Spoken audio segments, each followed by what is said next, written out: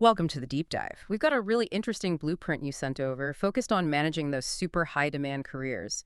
So today, we're basically taking the ultimate shortcut into its core ideas. We're pulling out the actionable stuff, the framework designed not just for, getting by, but actually thriving in that fast lane. Yeah, we're looking at a pretty unique guide. It's called Holistic Living in the Fast Lane, a guide for Indian techies. Ah, And it's written by Balamarogan CRA.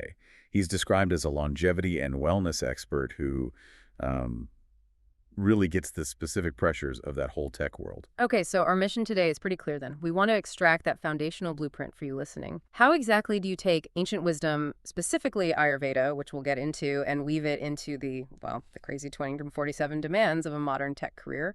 And how do you do that to get genuine, sustained well-being and, yeah, even prosperity? Well, one thing that jumps out right away in the source material is the author's direct challenge. This isn't really for someone just browsing.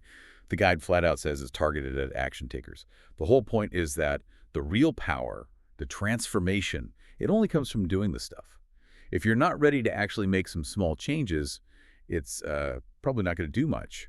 The goal is a kind of paradigm shift, really, redefining success so that health and well-being are seen as, the foundation you need for high achievement. Right. Okay, let's unpack that a bit. Why the high-tech sector, and specifically, why Indian professionals? Why do they need this kind of holistic guide? It seems to come down to a set of pressures we see globally, sure, but maybe amplified in these high-growth tech hubs. We're talking that culture of always being connected, right? Constant pressure to innovate faster than everyone else and work hours that just stretch way beyond the normal 9 to 5. In this context, it creates this relentless kind of dual attack. It hits both physical and mental well-being, often at the same time. Physically, the sources point to the usual suspects, things you'd expect from being glued to a screen. Sitting for hours leading to back pain, serious eye strain, and then this quicker onset of lifestyle health issues, things you normally wouldn't see until much later. Yeah. But the mental side, that might be even more insidious in the long run. When you're constantly troubleshooting, hitting crazy deadlines, and dealing with that underlying fear that your skills could be obsolete next year, that directly feeds into really high levels of chronic stress, anxiety, and inevitably burnout for a lot of people. Yeah, and to make these challenges less abstract, the guide uses a fictional character, Aman Sharma. But he feels very real, very relatable. He embodies these struggles. So Aman reports things like persistent back pain, high stress. He rates it about a 7 out of 10, which is quite high consistently. Yeah. And just this general feeling of being off balance. And his sleep patterns really tell the story too, don't they? He often wakes up around 3 or 4 a.m., mind racing, can't get back to sleep. That specific pattern waking in what Ayurveda calls the Veda time of night, we'll touch on that it's a classic sign the nervous system is just completely fried, running on empty. Exactly. These are the kinds of chronic patterns this whole holistic framework is really designed to break, fundamentally interrupt them. Okay, so connecting this back, the guide's starting point is defining holistic health itself. Right. It's presented as an integrative approach, recognizing that the mind, body, spirit, they're all deeply interconnected. It's not about just treating Aman's back pain as one separate thing. It's about nurturing the harmony of his whole being, getting to the root imbalances. And this is where the ancient wisdom gets woven in. The main system they use is Ayurveda. Which literally translates to the science of life. Right. And it provides that personalized lens, which seems crucial because a one-size-fits-all approach to stress just doesn't work, does it? No, not at all. Ayurveda looks at things through the doshas, vata, pitta, and kapha. These are seen as these essential elemental energies that govern our bodies and minds. Okay, maybe we should quickly break those down. They seem pretty central to this whole thing. Vata. Think of vata as air and movement. When it's in balance, you feel creative, adaptable, energetic. But when the frantic pace of tech work throws it off balance, you get erratic, anxious, maybe scattered, ungrounded. Makes sense. And Pitta. Pitta is fire and transformation. It's your digestion, metabolism, your intellect, that drive and ambition that often makes tech people successful. But too much screen time, intense deadlines, maybe even literally hot environments that can aggravate pitta. Leads to irritability, maybe acidity, inflammation, basically burning air. Burning out, literally. Okay, and the last one, kapha. Kapha is earth and water. It governs structure, stability, immunity. It gives you stamina. But when it's aggravated, often by just sitting still all day in an office, it can lead to feeling sluggish, maybe weight gain, that sort of mental fog or inertia. What's really clever here is how the guide applies this directly to Eamon's profile. Exactly. So Emin prefers routine. He Mhm. craves warm and spicy foods. And then there's that erratic 3-4 a.m. waking pattern.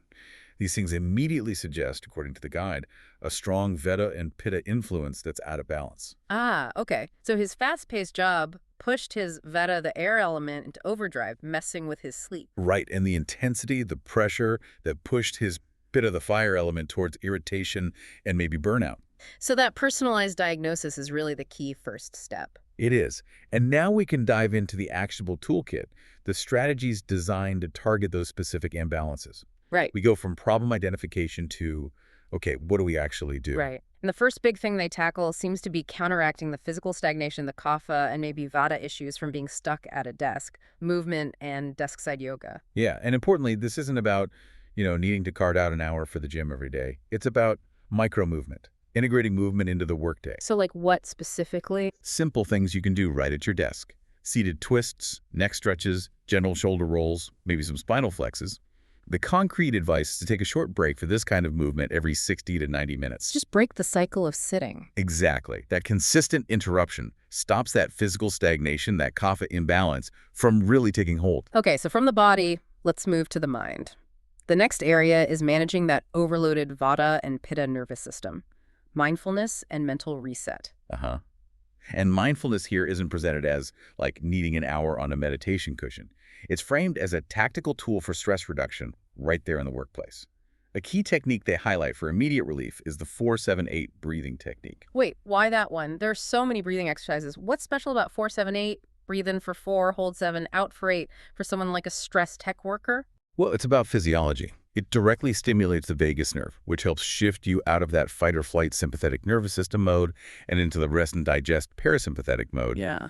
That longer exhale, the 8 count, is key. It forces the body to slow down the heart rate, signals safety to the brain. It's a very quick physiological reset button. Ah, okay. Like an emergency brake for stress, useful before a big meeting or when that 7 and 10 stress hits. Precisely.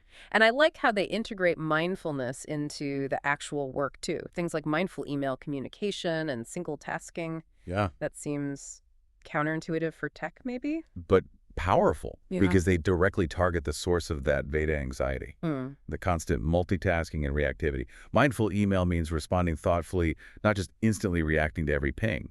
And single tasking, well, that just reduces the sheer cognitive load. It pushes back against that ingrained habit of trying to juggle 10 things at once, which just speeds up the Veda imbalance.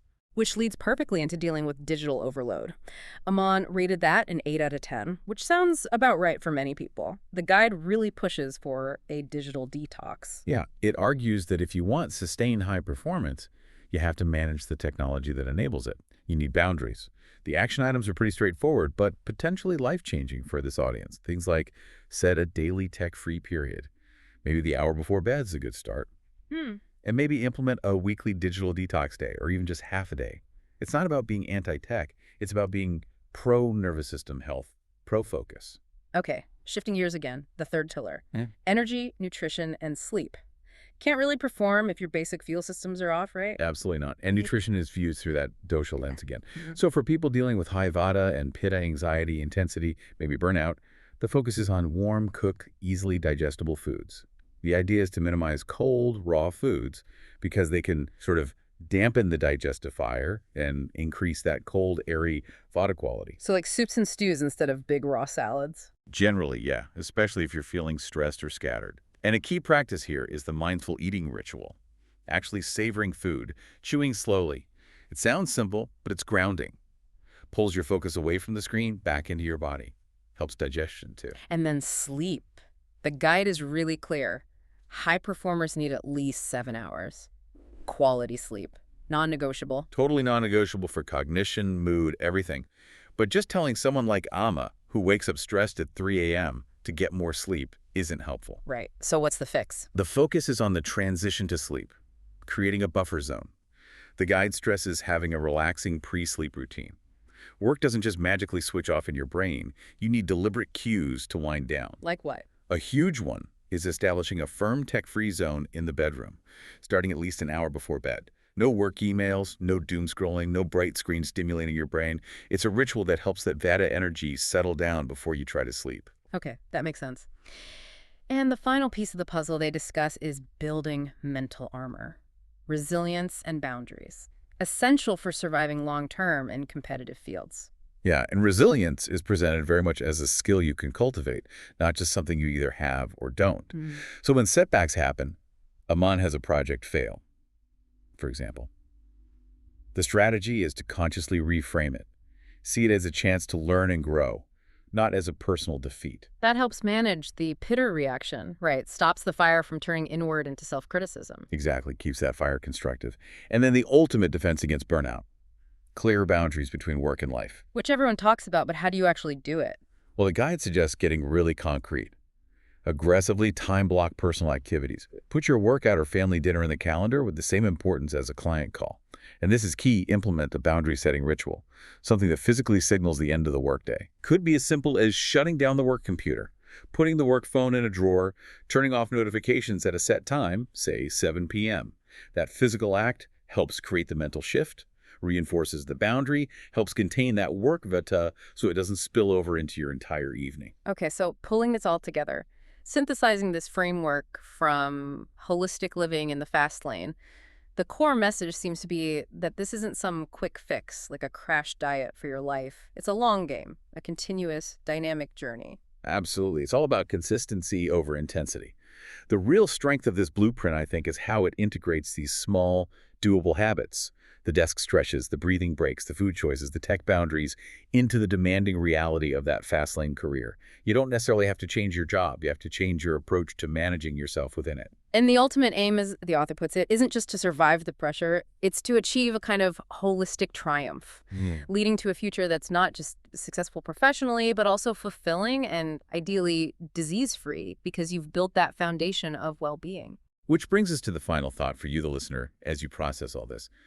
Thinking about someone like Aman, maybe you recognize some of those struggles, the stress, the sleep issues, the feeling of imbalance. So the question is, which one single small habit from this whole toolkit we've discussed?